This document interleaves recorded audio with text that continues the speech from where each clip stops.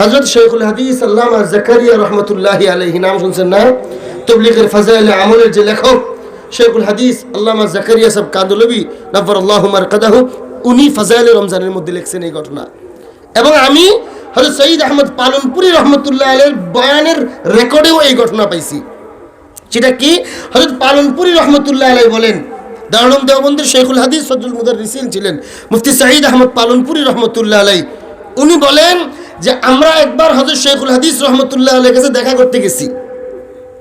ঠিক এই ঘটনাটা হযরত শেখুল হাদিস নিজেও লিখছেন ফাজাইল রমজানের মধ্যে, আপনারা পাবেন না? ফাজাইল রমজান আকাবির কা রমজানের মধ্যে, আকাবির কা রমজান একটা কিতাব আছে, ওই ঘটনা হযরত শেখুল হাদিস সেখানেও লিখছেন এই ঘটনা। আর সঈদ আহমদ পালনপুরি রহমতুল্লাহ আলাইহি বলেন ঘটনাটা আমাদের। ঘটনাটা কি? একবার আমরা হযরতের সাথে দেখা করতে গেছি। যখন দেখা করতে গেছি তো ওই দিন হুজুর অসুস্থ ছিলেন। হুজুর বলে দিলেন যে আসর থেকে মাগরিব পর্যন্ত আমি বিশ্রাম করব, কাউকে আমার রুমে আসতে দিবা না, ওই দিন বয়ান হবে না। প্রতিদিন আসরের পরে বয়ান হয়। হুজুর বললেন আজকে আমি অসুস্থ, আমি বয়ান করব না, এবং আমি অসুস্থ, কেউ আমার রুমেও আসবে না, কারোর সাথে দেখাও করব না। হযরত মুফতি সঈদ আহমদ পালনপুরি রহমতুল্লাহ আলাইহি বলেন আমরা গেলাম বয়ান শুনতে। বয়ান শুনতে পারলাম না, রুটিন বন্ধ, হুজুর অসুস্থ। আমরা তখন খাদেমের কাছে দরখাস্ত করলাম যে হুজুরের কাছে এতটুকু বলা হোক যে আমরা এসেছি দেখা করব। খাদেম হুজুরকে বললেন, হযরত শেখুল হাদিস নিজে লিখছেন যে আমি তাদেরকে দেখা করার অনুমতি দিলাম না।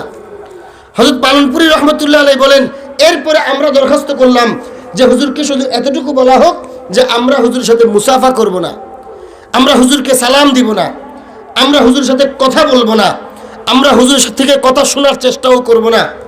হুজুরের যেভাবে আরাম হয় সেভাবে হুজুর শুয়ে থাকবেন। হুজুর মনে চাইলে তাকাবেন অথবা চোখ বন্ধ করে থাকবেন।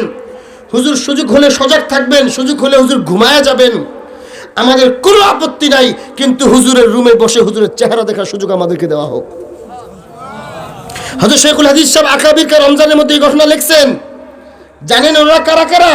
মুফতি সঈদ আহমদ পালনপুরি রহমতুল্লাহ আলাইহি বলেন এখানে আমি ছিলাম। উনি বলেন আমি সবার ছোট। এখানে কারা ছিলেন? মাওলানা মনজুর আহমদ নুমানী রহমতুল্লাহ আলাইহি ছিলেন। এখানে মাওলানা আবুল হাসান আলী নদভী রহমতুল্লাহ আলাইহি ছিলেন। মাওলানা মনজুর নুমানী ছিলেন। মুফতি সঈদ আহমদ পালনপুরি ছিলেন। হযরত শেখুল হাদিস লেখেন তখন এই আবেদন করার পরে আমি তাদেরকে অনুমতি দিলাম। হযরত শেখুল হাদিস নিজে লিখছেন আকাবির কা রমজানে, আপনি পড়েন যে হযরত বলেন যে আমি সারাক্ষণ এখানে আমার মতো আরাম করেছি, ওরা এখানে বসে থেকে আমাকে দেখা মাগরিবের আজানের আগে চলে গেছে। হযরত সঈদ আহমদ পালনপুরি রহমতুল্লাহ আলাইহি বলেন আমরা সেখানে গেলাম, রুমে বসলাম, হযরতের চেহারার দিকে তাকায়া থাকলাম। হযরত আমাদের সাথে একটা কথাও বলেন নাই, আমরা হযরতকে সালামও দেই নাই, হযরত সালামের জবাবও নেই নাই, আমরা মুসাফাও করি নাই, হযরতের শরীরেও ছুঁই নাই, শুধু হযরতের চেহারার দিকে তাকায়া ছিলাম। উলামায়ে কেরাম মুফতি সঈদ আহমদ পালনপুরি কে চিনে, উনি কত বড় মাপের আলেম। তিনি